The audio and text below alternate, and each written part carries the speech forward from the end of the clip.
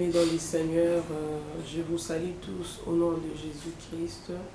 Soyez bénis partout où vous êtes.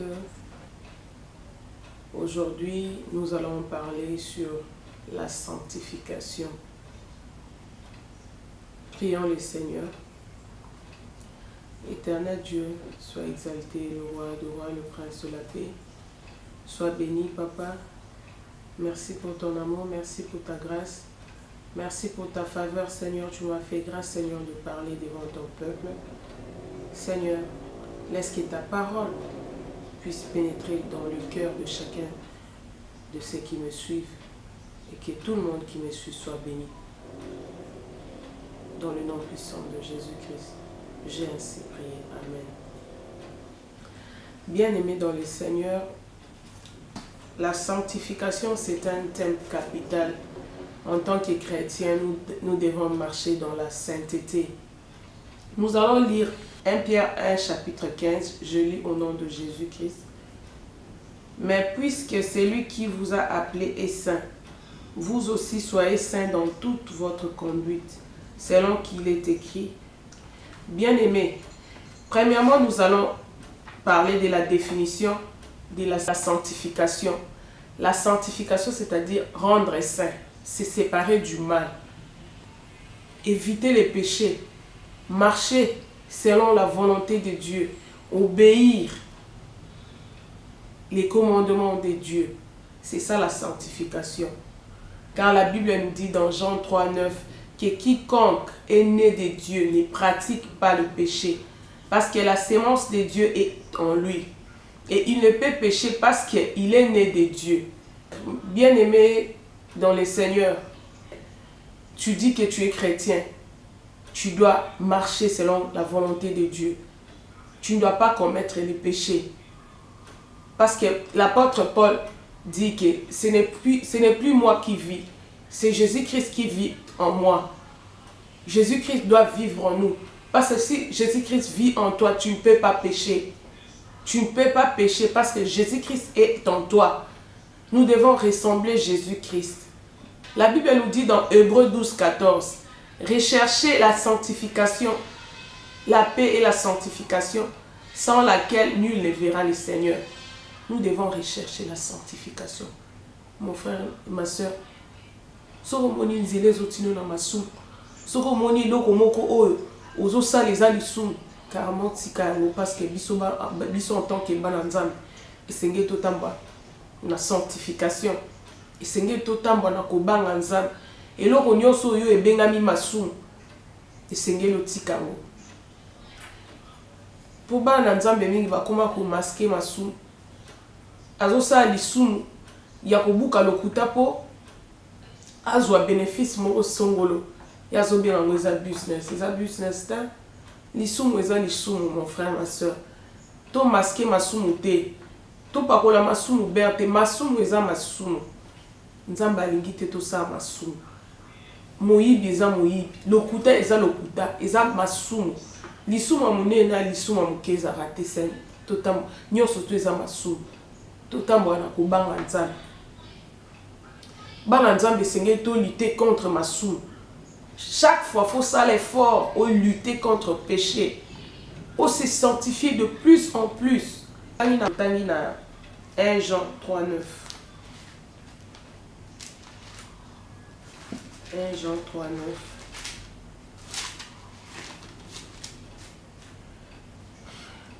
9. Jean 3, 9, Bible, quiconque est né de Dieu pratique pas les péchés, ne pratique pas les péchés parce que la sémence de Dieu demeure en lui. Et il ne peut pécher parce qu'il est né de Dieu. Ce que ça, moi nzambe akosa masumu te. Mais bana nzambe tozomona masumu ekotiti na kati ya église. Masumu ekotiti na kati ya église. Ndeko na ngai. Surtout biso bato tomi bengama ba chrétien bana na nzambe. Nzamba ko juger biso makasi par rapport ya maloba o tozoyoka maloba nzambe. Ozoyoka ngo kasi ozopratiquer te. Tout ça l'attention. Tout ça l'attention. Jésus-Christ revient bientôt. Tout en bonne sanctification. Pour mokolo suka tango roya tokende. tozala na ye longo tambola na kobanga nzambe soki ozotambola na sanctification diable akozwa place te mpona kokota na vi na yo diable azozwa esika parce que tozotambola na kobanga nzambe te soki ozotambola na kobanga nzambe eyebisaka bademon bakokota ndeni. Et en plus de ça, tout le monde a autre chose, l'impudicité, à l'eau, bandu, au sang, bandu, au benga, la démon. Sors au nom de Jésus. Ah, au bimandeni. Yo, autre chose, les co. Yo, autre chose, boma mutu. À l'ozo, ya pe, au benga, la démon. Démon, au bimate. Pour benga, la démon, il faut tambour la crainte de Dieu. Pour présence, car il y a Jésus-Christ, kat na yo. Les absences totales, il y a diable. Les absences totales, il y a démon. Mais ça, aux autres, la crainte de Dieu, aux autres, la sanctification, inutile à obéir à la démon, mon frère, ma soeur. Tant moi, la sanctification. Rechercher la paix et la sanctification, la Bible dit. Car sans laquelle personne ne verra Dieu. Sans sanctification, tu remontes dans Zambété. Au bon de la bande, tu boutou. Au sambeli, au gêné, au kangi banzala. Mais sans autant la sanctification, tu as perte de temps, mon frère, ma soeur. Et ça perte de temps. Tout banganzan. Sans l'effort, zo décision. Na masumo ezo kangayo. Masumo ezo kangayo wana zo décision rotika ngoko tika. So zui décision na motema no mobimbanzambe ba osungo rotika. Zoa décision tika moyibi. Zoa décision tika lokuta. Zoa décision ya kotika koyina baninga. Zoa décision ya kotika kisongi songi. Yo musano kisongi songi. Epanza makita. Oli komona batu baza ensemble te. Race de vipère. Oli ko panza batu. Batu baza ensemble te. Soki omoni batu baza ensemble, il faut panza bango. Olingi mutu azwa te, so mutu azwi yo zo jalouser. Pourquoi? Mutu na mutu aza na saison na ye. Nature ezo enseigné biso te pourquoi? Mandarine ezobota na saison nango. Lilala ezobota na saison nango. Citron ezobota na saison nango.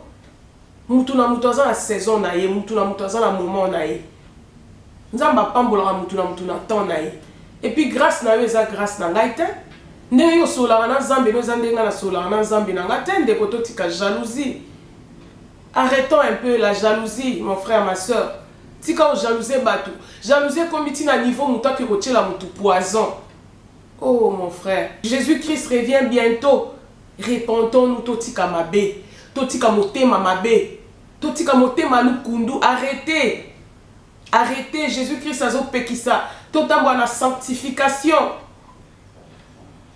Yuzo lo bolingi nzambe même ningo aza pembe no lingi ete olingi chute na ye olingi malheur e la ye olingi akufa azanga kelela mon frère to banga nzambe ko soki olingi nga mabe est-ce que nzambe pa lingi nga mabe soki o jalouser nga est-ce que nzambe na likola jalouser nga soko yininga est-ce que nzambe na likola yininga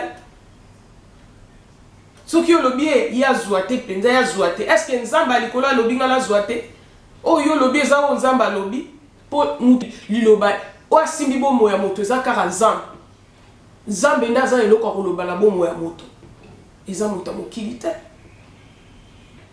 ozo perdre nini tango lingi ndeko na yo ozo sunga yo ozo salisa ye ozo sala malamu tu perds quoi en faisant du bien? Tu perds quoi, mon frère, ma soeur? Tu perds quoi? Un moro totika na koko sa oh diable envoûta ki nga oh ba démon. Non, mon frère, ma soeur. Et comme il temps ya kozwa décision, ya ko se décider ko sala malamu, ya ko se décider ozui décision lobité nga na tiki makambo na sala, na tiki kindumba, na tiki mibali ya bato, na tiki ozui décision penzamba kosunga yo. A kosunga yo. C'est décidé, mon frère et ma soeur. Tambo la sanctification. Au Bible, sans sanctification, mutu moko ta romona sang. So romoni zambete ebake. Certainement, aux hommes la diable. So qui est délié. tobanga nzambe mon frère et ma soeur. Napesi nzambe merci pour lelo na ntongo ntango nazomédite. Saint-Esprit alobi na nga faut partager na bandeko na oyo etali sanctification parce que bato bazotambola na crainte na ngai te ndeko totambola na kobanga nzambe ko nzambe amonaka partout ntango yo ozosala mabe ozokende olobi te tokende na hotel kuna mosika bakomona biso te nzambe azomona yo ntango yo ozokende koyiba na secret na nkuku ozokende oboma bato moto moko aza likolo azomona amonaka ntina sa mai il sonde le cœur et le rein amonaka nyonso tosalaka banga nzambe kobanga moto ya mokili te amona yo banga nde nzambe amonaka oyo aza na makoki ya koboma soki alobi arrete vi na yo sikoyo nani akopekise nani akokestionne ye aza nzambe tobanga ye s'il te plaît mon frère et ma soeur nazo exhorte biso tobanga nzambe tosenga nzambe asunga biso na makasi na biso moko tokokobanga ye te senga nzambe asunga yo zwa décision tika nzambe akosunga yo tika ete nzambe nanga apambola bino bisika nyonso boza nzambe apambola bino asunga bino totambola na kobanga ye po bientôt Jésus-Christ revient ata soki azongi lelo te liwa mpe ezali okolala mpe boye okufi tomona bato ebele alalaki alamuki su te yebisanga sikoyo soki na butu wana otongaki bato otongi na butu wana olali olamuki su te yebisanga bakontinue korendre pa nzambe wana soki na butu wana okendaki osali ekobo soit obomi motuke soit oki osali lisumu ale na butu wana olali olamuki su te yebisanga vina oyo osuka wapi nzambe nanga apambola biso asunga biso totambola na sainteté et sanctification ekota na kati ya église basali na nzambe mpe bobanga nzambe bapasteur baprophète tozomona baprophète ebele bazoke koprophétise makambo ya lokuta prophète aki asonde ayeba vie ya sœur songolo to frère songolo po akende kobimisa ngo na genre ya prophétie tobanga nzambe nzambe aza se sanctifier.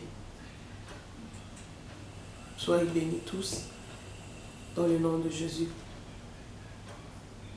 Tika teli lo ba nzambe aussi kana mitema na biso pe to salela yango na kombo na Yesu to bondeli. Amen. Tous les plans des hommes ça